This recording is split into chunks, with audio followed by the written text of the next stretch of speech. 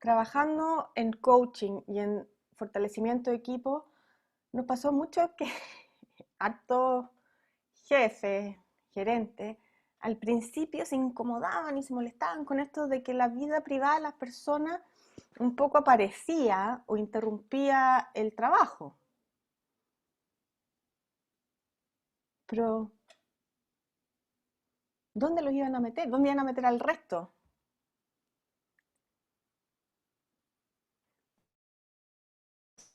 ¿Tienen la misma posibilidad de tener una pieza en la cual encerrarse, o un escritorio, o una biblioteca para trabajar?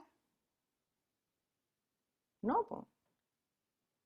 La gran mayoría de las personas nos tomamos el living de nuestras casas o el comedor de nuestras casas para poder trabajar. Entonces tuvimos que comprender que era una doble invasión. No era solamente que la vida privada se nos metía en nuestro trabajo y que hacía ruido, sino que también nuestro trabajo se estaba metiendo en nuestra vida familiar, íntima y privada. Y es una diferencia cualitativa muy importante porque hemos tendido durante muchos años a compartimentalizar nuestras definiciones de persona, nuestra manera de ser. Yo no soy la misma en el trabajo que en la casa. En la casa soy un ogro, en el trabajo soy mucho más simpática. Y así este año nos removió a todos, de capitán a paje. O sea, nunca nos imaginamos, por ejemplo, que en una audiencia judicial, esto me pasó trabajando con unos abogados el otro día, en otra jurisdicción no iban a tener que moverse, no tenían que viajar. Algunos estaban súper tristes porque era parte de lo que a ellos les daba aire y otros estaban felices porque era parte de lo que les permitía estar. Nunca nos imaginamos que íbamos a tener telemedicina. Le tuve que, o sea, empiezan a armarse sistemas que funcionan pero que son muy distintos, como mandarle la foto a la dermatóloga antes de las lesiones de la dermatitis de mi hija, pero que la pudo ver igual. Nos imaginamos que los niños de kinder y primero básico iban a aprender alguna vez a leer así,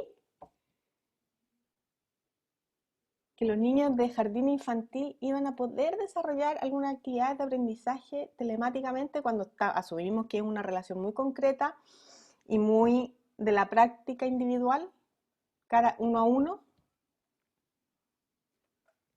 Nunca. Y en este sentido tuvimos que apropiarnos y aprender distintos sistemas. Fue como una revolución. Los sistemas ya estaban. Zoom ya existía, Meet ya existía, todo ya existía. El punto es cómo nos apropiamos de eso y cómo empezamos a usarlo como herramientas concretas. O sea, eh, que se hicieran carne como herramienta para todos nosotros. Para mí, por ejemplo, en lo concreto, estuve obligada a aprender a hacer clases de manera telemática. Y eso implica un diseño instruccional distinto, implica estudiar, implicó sacarle el jugo a las herramientas que ya estaban y que estaban absolutamente subutilizadas. Todos pasamos por el entusiasmo y también por la resistencia al cambio en este periodo. Y sin duda eso afecta nuestras experiencias comunicacionales, vale decir, nuestras experiencias interaccionales. Todo eso nos eh, removió.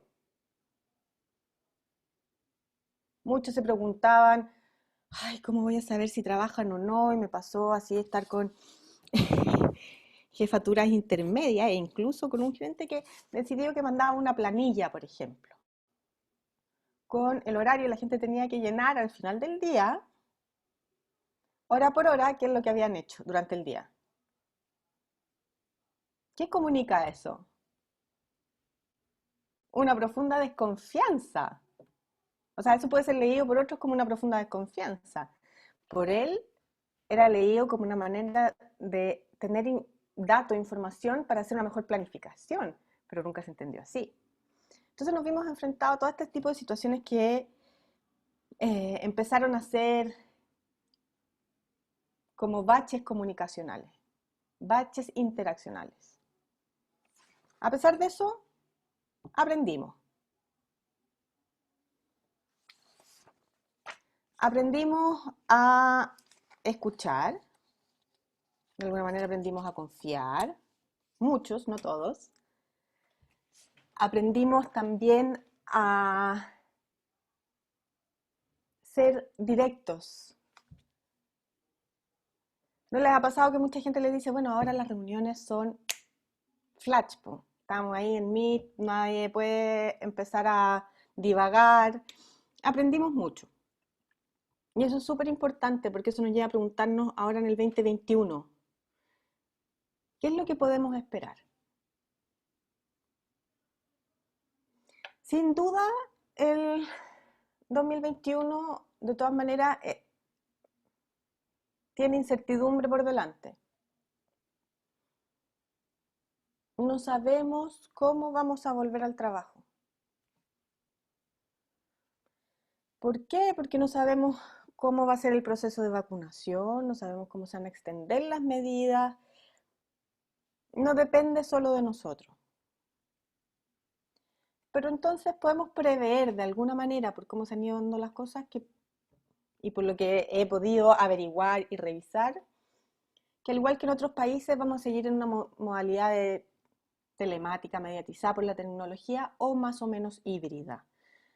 Y la hibridez va a depender de los aforos que se permitan en las oficinas y en los lugares de trabajo y de las posibilidades reales de las personas de asistir presencialmente al trabajo.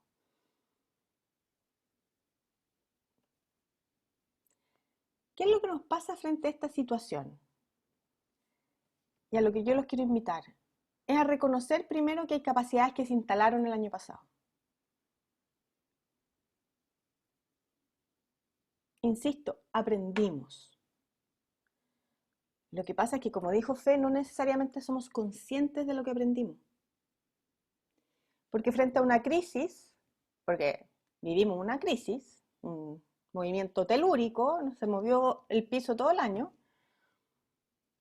nosotros operamos y eso es una reacción natural. Y en esa operación vamos aprendiendo e instalando capacidades. En términos de la comunicación, por supuesto que tenemos capacidades instaladas ya, que tienen que ver con la síntesis, con el uso de sistemas, con ciertos protocolos de relación que antes quizás ni siquiera nos preguntábamos si eran necesarios. Cuando me refiero a protocolos de relación me refiero a ciertas normas básicas de cómo nos hablamos telemáticamente, a qué horas, cómo nos explicitamos las cosas. El punto es que no necesariamente somos conscientes de eso. Por lo tanto, lo que es indispensable este año, antes de que parta la máquina full, es revisar estos aprendizajes. ¿Qué nos resultó como equipo para comunicarnos? ¿Cuándo fue que se dieron las mejores reuniones? ¿Cuándo tuvimos las conversaciones más productivas? ¿Qué pasó? ¿Lo podemos replicar? En los otros equipos, ¿qué prácticas fueron exitosas? En las otras cuadrillas,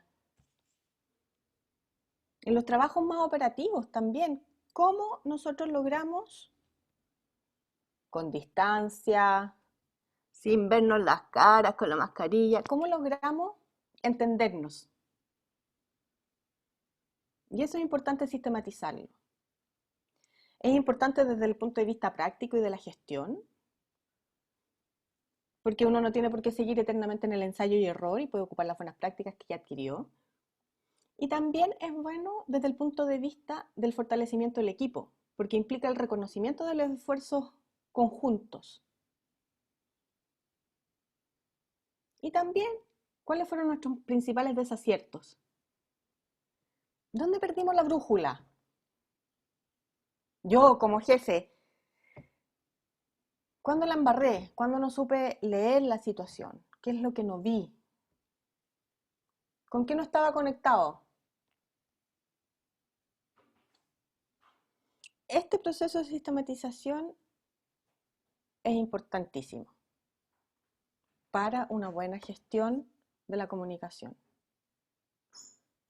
Porque la gestión de la comunicación, de nuevo, es la gestión de las relaciones.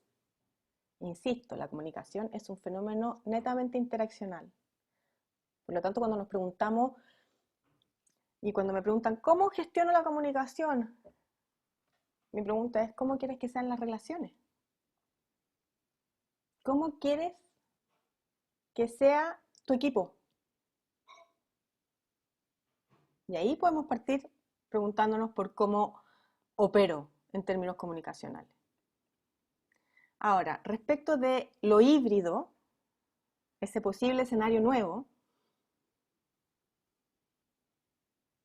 podemos empezar a anteponernos. El año pasado estuvimos actuando de manera un poco más reactiva porque efectivamente sabíamos poco qué iba a pasar. Tenemos importantes asimetrías de información entre todos. Por muy gerente que sea, no tengo idea de lo que piensa el Ministerio de Salud o no tengo idea de lo que piensa el Ministerio de Educación, por lo tanto, tampoco puedo anteponerme 100%. No obstante, hay espacios en los que yo sí me puedo anteponer. Y este espacio de la hibridez es un espacio que es bueno considerar. Y que pensemos, chuta, lo primero que se me viene a la mente a mí personalmente, y a otros, porque los hemos estado debatiendo y estado buscando información, es qué hacemos para que los equipos no se disgreguen, para que se mantengan unidos. Porque ¿qué es lo que pasa ahora con los equipos que están funcionando híbridamente? Los equipos quedan separados por turno, por ejemplo. Por lo tanto, las posibilidades de encontrarse vuelven a reducirse. Los que van al espacio físico de trabajo están súper ocupados en aquellas tareas que tienen que ver con el estar ahí y los otros están, por supuesto, trabajando, pero no necesariamente alcanzan a conectarse. Entonces, ¿cómo genero espacios para que nos entendamos desde lo híbrido y que además mantengamos una sensación, un compromiso de equipo y no de turno solamente? ¿Cómo nos mantenemos conectados? Porque nosotros todos volvemos eh, a las viejas, a los viejos comportamientos, a las viejas conductas que tenemos. O sea, en la medida que yo pude desarrollar ciertas habilidades para comunicarnos telemáticamente, pero cuando volvemos a la presencialidad, ¿cómo nos mantenemos conectados?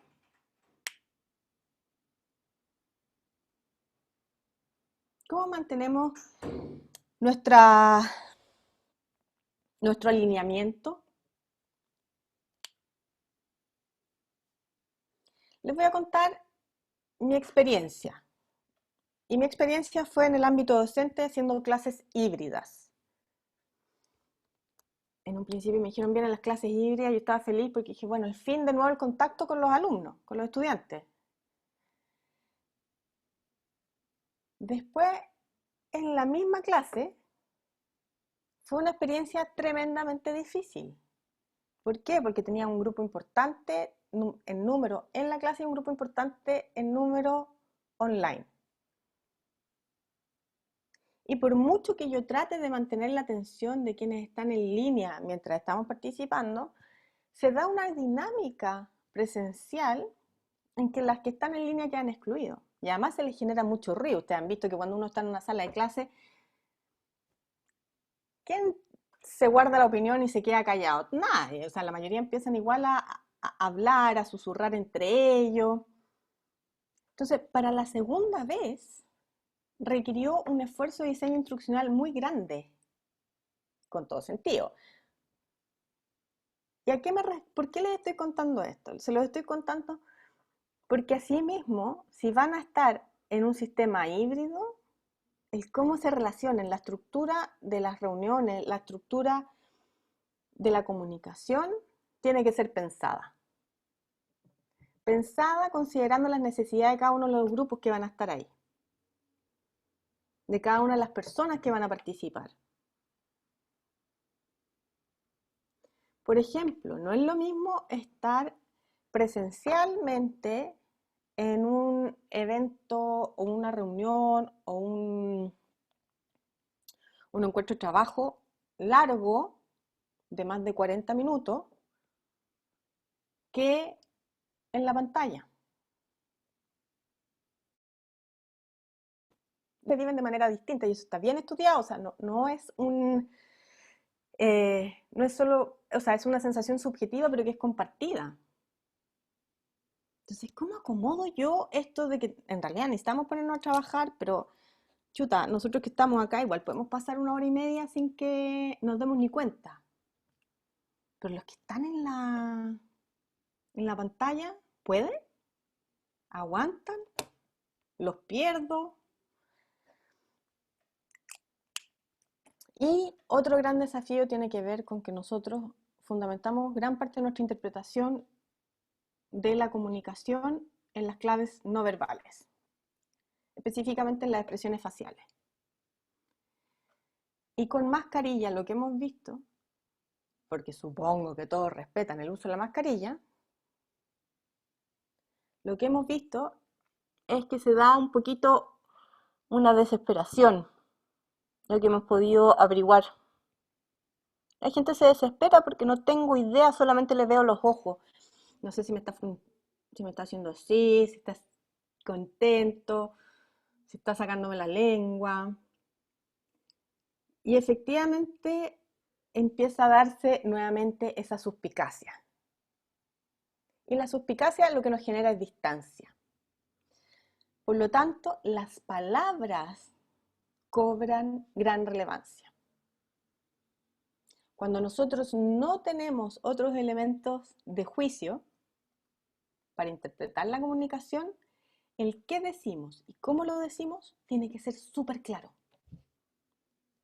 Y esto es algo que no nos cansamos de repetir, lo hemos dicho 1000 veces en actividades de la fundación, en las clases en la católica, en los talleres que hacemos en la consultora. La comunicación efectiva es aquella que no es ambigua. Es aquella en la que yo transmito y el otro recibe, interpreta y podemos seguir sin que hayan malos entendidos. Eso es la comunicación efectiva. Por lo tanto, hoy por hoy y quizás muchos años más, tenemos que recuperar el valor de las palabras. De qué es lo que decimos, cómo lo decimos y de reducir la ambigüedad. Ahora también los quiero invitar a que pensemos cómo seguimos este 2021. Eso es lo que hablamos de lo que nos pasó, de lo que podemos esperar, pero ahora cómo seguimos. Y a eso, muy catete, apelo a las responsabilidades individuales, porque para tener organizaciones más sanas, depende de cada uno. Para tener un mundo más solidario, más rico, de mayor bienestar, depende de cada uno de nosotros. Por supuesto que está cruzado por la estructura, por la política, por las culturas, pero somos nosotros los que las implementamos, somos nosotros los que las hacemos carne. Entonces, lo primero cuando hablamos de comunicación es que a mi juicio, lo que más sentido me hace es dividirla en dos niveles. El primero es la comunicación en términos estructurales, que es la comunicación organizacional. ¿Y cómo seguimos con una comunicación más planificada? Porque, insisto, ya aprendimos. Por lo tanto, ¿qué es lo que tenemos que buscar?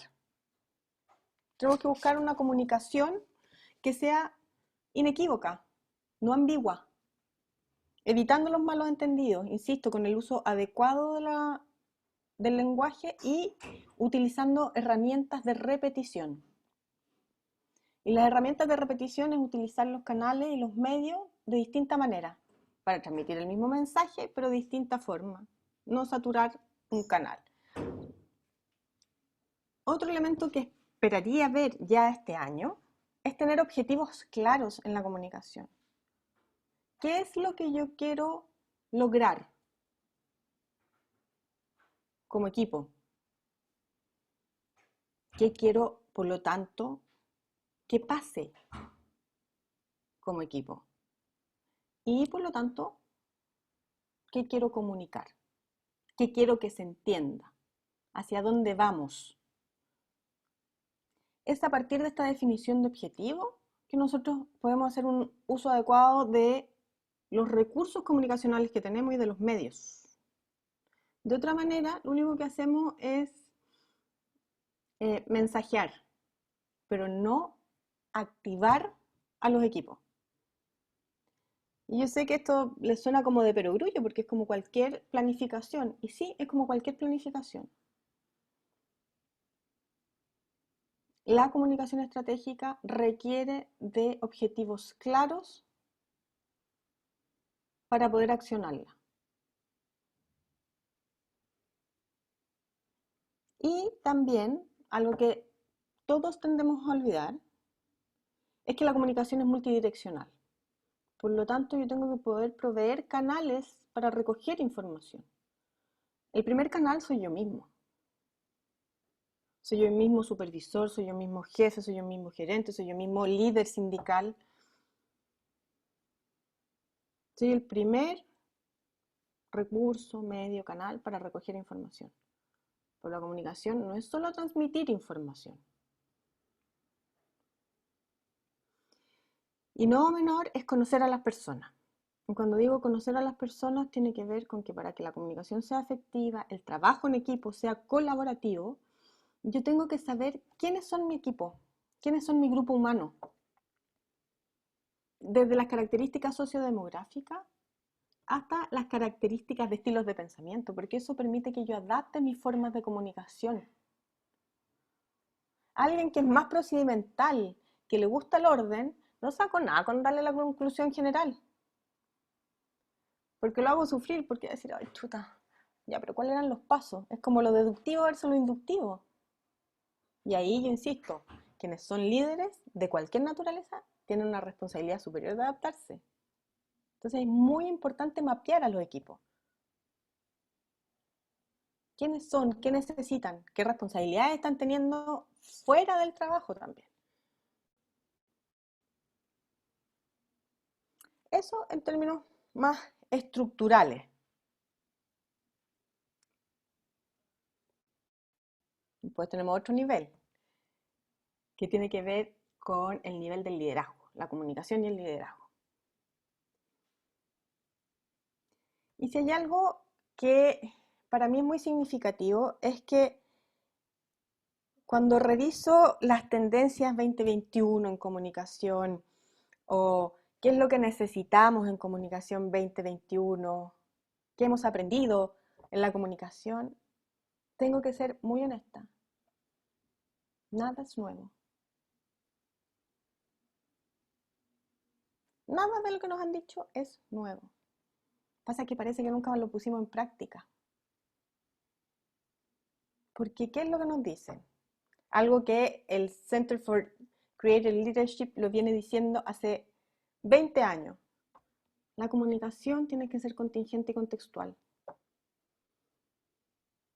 ¿Qué significa eso? Que yo actúo en el momento y en función de lo que pasa a mi alrededor. Por ejemplo, soy transparente. Nos vienen diciendo hace 60 años, nos vienen diciendo que la transparencia es la base de la confianza y la colaboración. Pero parece que hoy, recién más que nunca, estamos tomándole el peso. ¿Y qué es ser transparente? Es dar cuenta, por ejemplo, de cuáles son los argumentos que yo tengo para tomar una decisión. ¿Cuáles son los elementos de juicio? qué cosas tienen que pasar. Ser transparente es decir, no tengo la respuesta. Pero ¿qué nos ha pasado? Que es como que no le hubiéramos dado importancia. Y eso es ser contingente y contextual también. Otro aspecto indispensable que nos vienen diciendo desde la inteligencia emocional, desde muchas líneas teóricas, Rogers, la escucha activa. Levanta las necesidades de otro, ponte en el lugar del otro, escucha al otro. Y sigue siendo igualmente vigente o más vigente. Lo que pasa es que hoy estamos exigidos a hacerlo. ¿Qué es escuchar activamente? Es silencio, pero nuestra mente en silencio, para que el otro, para entender el otro, como les decía anteriormente, que tiene que ver con conocer a las personas. ¿Quién es la otra persona que tengo al frente? En la escucha activa yo es cuando acepto la diversidad, cuando puedo incluir de verdad. Y finalmente, el reconocimiento tiene que ser contingente y contextual. Y con esto me refiero a que la retroalimentación no puede esperar 5 meses o ser solamente 2 veces al año. Cuando yo tengo una dificultad con alguien, genero una conversación. Genero una conversación que permita en el momento o un ratito después, pero que no pase mucho tiempo, ponerlo de relevancia. No es una pelea, es una conversación en la que yo muestro cuál fue la situación, cuál fue el comportamiento y cuál fue el impacto que tuvo. Y esto es válido aún más para el reconocimiento.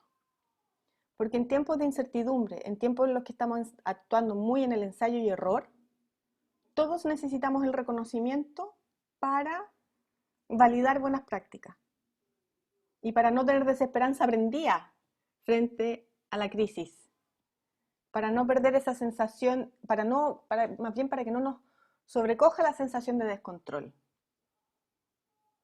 Celebren los logros, validen el error si generó un aprendizaje.